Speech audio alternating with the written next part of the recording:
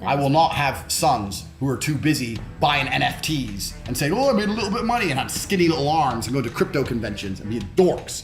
I will not have nerds as children. I'm a proponent of crypto. I do use crypto, Bitcoin, ETH, the big ones. You were panicking more to make money to buy crypto when crypto is reaching all-time highs than you are now when it's on sale. Think about how stupid that is. Bitcoin's coming back. I'm buying $600,000 today, and we can talk when it's at 8,000. I'll turn 600 grand to like $12 million. Andrew Tate is a businessman, professional kickboxer, and controversial internet personality.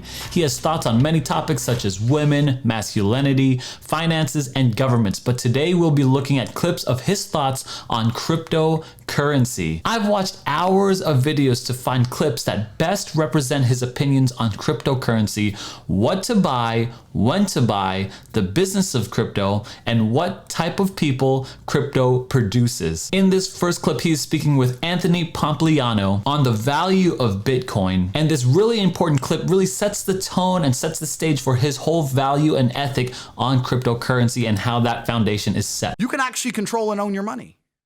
You can actually have your money, right? How else are you gonna have it? In cash? And then you got to deal with the inflation? How difficult is it to move serious cash? I had to send, it's about 4 years ago, I sent $900,000 to Qatar for a completely legal reason. Why? I wanted to buy a property in Qatar. So I was involved in the purchasing of a property in Qatar. The backflips, the paperwork, the legal nightmare. I swear to God, I was put on a travel list because for about a year after that, I was stopped at every airport just for a bank transfer, right? No problem with Bitcoin. No problem. So it fixes a whole bunch of problems, cryptocurrencies. It certainly does. And I think a lot of people who are forward thinking and believe the things I believe in, it's the only logical conclusion. What else are you gonna do? Trust a bank? Will you trust them? There's nothing else to do with it. I'm actually at the point where, although I do own quite a lot of property, I don't want any more. And I keep getting offered nice property deals, and Tristan's like, should we buy this? It's like, no, I don't even trust the Romanian government or the Russian government. I have property in Moscow. I don't even trust the government anymore. I don't even want a property because if I piss the government off, they're just gonna take it. I don't own it. They say you own it until you annoy the government, then you don't own it, right? So I don't even want property anymore. I'm going full crazy Mr. Blockchain now because it's the only time I feel like I have control over things. And we're losing control at such a rapid rate. I'm trying to stay ahead of the curve. People saying, oh, I'll just buy a house and it's my little house. It's not your little house. You'll see how quickly they'll take your little house from you. Look what they've done so far. They've taken your business from you. You think they want to take your little house? People are not scared enough of the right things. They're scared of Corona. They should be scared of what the government did to them in the name of Corona. That's what they should be. But people aren't logical. People aren't logical. People have low IQs. They're slaves. And they're too busy, preoccupied with racism and all this other garbage to keep them split so they can't all get together for 5 seconds and start thinking, wait, this is bullshit. You remember the big Bitcoin crash, $5,400 at the beginning of this Corona thing? When it really, really tanked and everyone's saying, it's over, all this crap. I put a tweet up that I still retweet to this day saying, you're all pussies. Bitcoin's coming back. I think I said, I'm buying $600,000 today and we can talk when it's at 8,000. I think I said that. So I turned 600 grand to like $12 million. Because I had cash in a bank, and when everything hit the fan, the first thing I thought was, I don't want cash. I want something else. Give me an asset. Okay, well, how can I get an asset that the government can't take? Bitcoin. So now we know he made a lot of money on Bitcoin buying it early, but so has a lot of other people, including myself. But Tate talks about the danger of when people make money too quickly in crypto and what type of person, or rather what type of man that produces. In this interview with Leah Heilpern. There's a problem with all these dudes out here, all these dorks, man, especially in the crypto world. I'm saying crypto because you're a crypto girl, right? These nerds will make a little bit of money and wonder why their chick still leaves them because you're just a rich nerd now. You're still a dork. You can still raise your voice and nobody give a shit. I'll still run up on you and take everything you got. Like, you have to be a man worth respecting. And that's extremely difficult to do. They're all cowards. They'll make up every excuse under the sun. Oh, I was busy with my Bitcoin. Oh, I know a lot of crypto guys who are cool. I have a lot of good friends. Yeah. I've made a load of money with crypto. Yeah. I love a pump. Chainlink, right? Yeah, I bought like loads of them. Yeah. I caught Sol at like $6. Blah, blah, blah. Yeah. So I love crypto. And I love a crypto pump. Everybody does. When I say detrimental things about the crypto community, the point I'm trying to make is that many people out here, especially men, are not prepared for wealth. And when I say they're not prepared for wealth, they haven't been through the struggle that's going to allow them to become a man of caliber before they find money. Money's an amplifier. And the point I'm making about wealth and crypto when I insult these guys is that a lot of these guys don't have any of the qualities they need to be amplified. They don't have anything worth amplifying. If you're a man and you've made a bunch of money on crypto, the smartest thing you can possibly do is understand that the traditional paths to wealth, pre-crypto, taught you a lot about being a man. If I had to make millions the old-fashioned way, I'd have to learn to negotiate, I'd have to learn how to handle stress, learn how to work really hard, learn how to network. I'd have to learn so many things. These autists don't need to learn none of that. Just mask, they don't know anything. Cowards, all cowards. And the crypto community is, man, I'm telling you, I go to some of these crypto things, I look around, just say, you're all just so famoosable.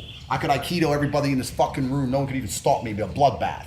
It's a joke. You think your bored ape is gonna impress her? You dork. When I talk about the bloodline, it is my job to instill the same warrior spirit in my offspring. I will not have sons who are too busy buying NFTs and saying, oh, I made a little bit of money and have skinny little arms and go to crypto conventions and be dorks. I will not have nerds as children. I refuse to have a nerd carry the name Tate. If my son is a nerd, one of us has to die, him or me, and I'll challenge him to mortal combat. Jesus Christ.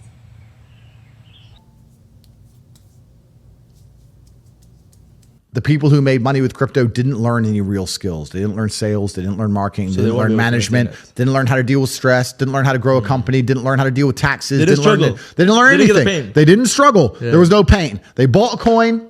They watched it go up. Now they tell the world how smart they are. They think they're a genius. They think they're too good to work, these people. Nah, I'm too smart to work. You don't understand. I know crypto. I bought this coin. My friend, every single coin went up. You're not a genius. Everything went up. All of them went up. You could have bought anything. Yeah, you were in the right place at the right time. You made a little bit of money, but you've learned absolutely zero. And unfortunately, if you have money but no lessons and you're still a dummy, that money is not going to last long and you're going to lose it. And I think that's right. Fast pumps, quick cash, and new money will produce a certain type of person who hasn't had the struggle of a long career of learning how to negotiate, establishing sales techniques, learning how to deal with rebuttals and rejection. I think he's right on the money with all of that. And in this next clip, he talks about these individuals manufacturing these crypto pumps. He talks about how stupid money has left the market and that you and I should not be playing these crazy games. And he talks about what coins he is actually buying right now. I do use crypto, Bitcoin, ETH, the big ones. Okay. I think that chasing crypto pumps is now over. We're not, the bull run's over. The stupid money is gone. Most people don't understand about crypto that it's person versus person. I see they launch these coins and then they start a Telegram community. And then if you go in the community, Discord, if you get in the community, everyone's like, yeah, we're all in this together. No, you're not. No. You're not in this together.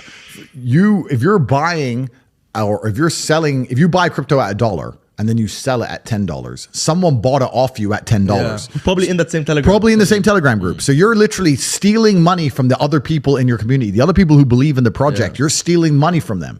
It's player versus player. They start these stupid communities so all of you sit there and don't dump so that the developer can dump. Yeah. You're all dummies. All of you guys, you're all dummies. Yeah. It's player versus player. And a lot of the dumb money is now gone. People who were stupid, who believed in all this crap, learned their lesson. They've lost all their money. Yeah. So now the only people left in crypto is the smart money, and that's very, very hard to steal, right? Yeah. So I think that the idea of chasing a pump right now is very foolish. So the business of crypto is pretty shady, right? These Telegram groups. We don't want to be involved in these pump and dump shill groups. But the question still remains, when is the best time to buy crypto? And in this final video, Tate gives his opinion on when we should be buying crypto with a very, very soft demeanor. When crypto's going up and crypto's reaching all-time highs, everyone's panicking, trying to get hold of money to buy crypto. Too late.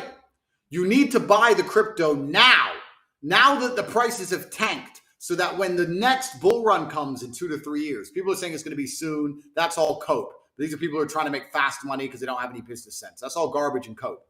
The real money is going to come in 2 or 3 years. Now is when you need to be panicking for money.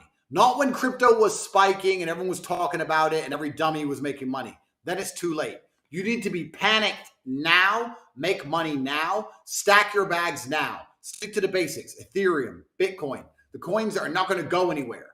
You should be panicked now to buy as much Bitcoin and ETH as possible, so in 3 years you can guaranteed retire from life forever.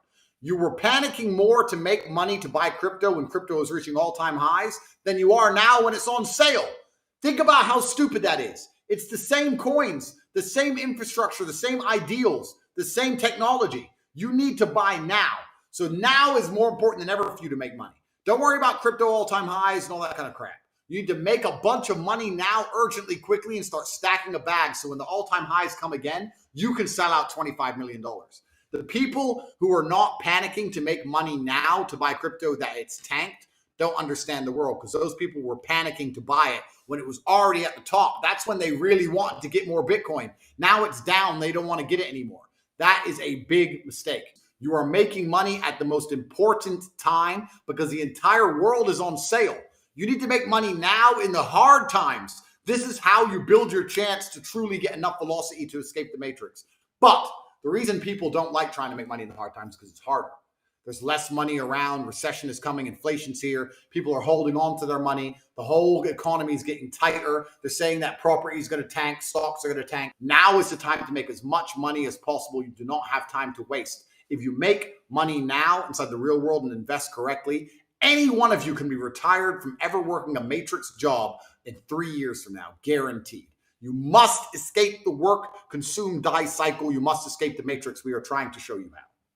Thanks so much for watching. I have one final secret bonus clip for you guys on Andrew Tate's thoughts on the financial matrix. But before we get to that, if you enjoyed these clips that I personally curated for you over hours of video, would you please just give me a like on this video, hit the subscribe if you want to see more, and head to the Discord group. That's what we call the Saloon, and that's where we're talking all things cryptocurrency, NFTs, and market moves. Thanks so much, and here's this last clip from Andrew Tate on the financial matrix. Entire financial system is designed to steal wealth from the poor and just turn it into numbers on the screen of the rich. Destruction by design. Yeah, oh yeah, the whole thing is corrupt. And when you understand the system, you understand that the system is rigged to a point where most people do not stand a chance to ever win. So let's talk about this. In what way is it rigged?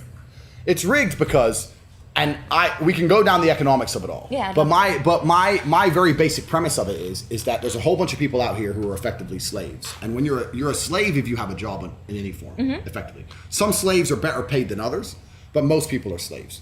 In the days of slavery, what would happen is the slave masters would use control and aggression and influence to convince you to do work for free. So what they could do is they could get work out of you with something that they can generate from the sky, right? They can be aggressive from the sky, influence from the sky, a couple bullets are cheap, whatever it took, and they could get your labor.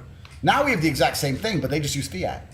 They use fiat money. If the people in charge of the world can print unlimited amounts of said thing, and you'll give up your life for certain amounts of said thing, then they own you. They control you. Oh, you need $100 to do this. Print. Off you go, slave. It doesn't matter. It's not real. So who cares? So the entire world's a slavery system to some degree. Maybe you can make enough of those dollars and buy your freedom, as I have, right? But in general, it's a slave system. And anyone who's out here who still believes, because it seems to be there are some people who still believe in like saving up and save my money, and if I'm really diligent, I get a mortgage, and in 28 years I might own the property. Man, it's a trap. All of it is a trap.